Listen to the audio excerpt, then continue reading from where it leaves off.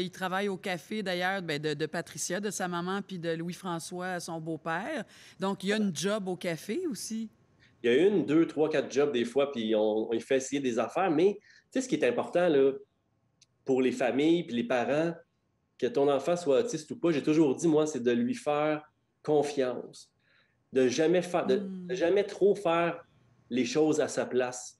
Parce que c'est un réflexe de parent qui est nuisible quand ton enfant il a le potentiel. C'est sûr que des fois, il y a des enfants qui ont besoin d'aide. Tu ne vas pas les laisser Bien sûr. se débrouiller tout seuls s'ils ne sont pas capables, ils ne sont pas capables, mais je pense qu'on devrait faire.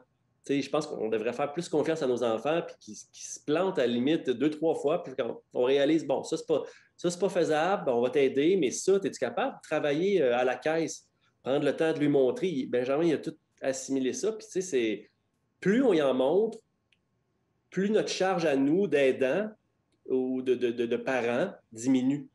C'est sûr que de lui montrer, ça demande énormément de temps parce que ça ne se fait pas en claquant des doigts, puis il faut répéter. Si ça ne marche pas verbalement, il faut essayer d'une autre façon. Mais chaque petit acquis diminue notre rôle, notre charge. Il appelle ça la charge mentale, entre autres, mais la Ouais, charge de ouais. travail parental. Mais tu sais, Euh, tu as dit le mot patience, Mathieu. Je veux dire, c'est pas parce qu'on a un enfant autiste qu'on a acquis ça dans notre vie. Fait que c'est quelque chose que tu as développé et je veux dire, c'est un défi, là. Déjà, hein, on élève un enfant, il faut répéter, mais quand on a un enfant autiste, il faut peut-être répéter 100 fois plus. Fait qu'il faut développer cette habileté-là aussi comme parent. ouais, mais le problème, c'est que c'est du cas par cas, mais des fois, c'est même pas Hmm. de répéter la solution, mais parce qu'il y a des façons de communiquer qui sont différentes avec eux. Puis la patience, moi, je ne l'avais pas, là. Puis je peux pas dire Ah, salut tout le monde, je suis Monsieur Patience, là. Ouais.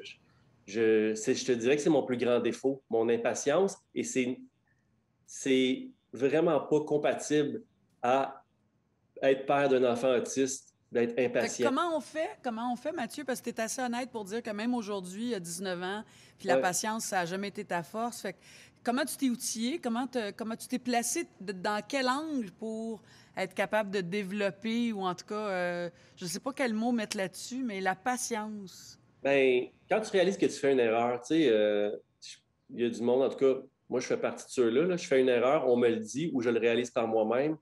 J'essaie de travailler sur mes comportements. Tu sais, je Hmm. réalise, par exemple, que, bon, j'ai levé le ton à un moment donné. Ça marche pas, lever le ton, là, avec des personnes autistes, là. Je vous le dis, là.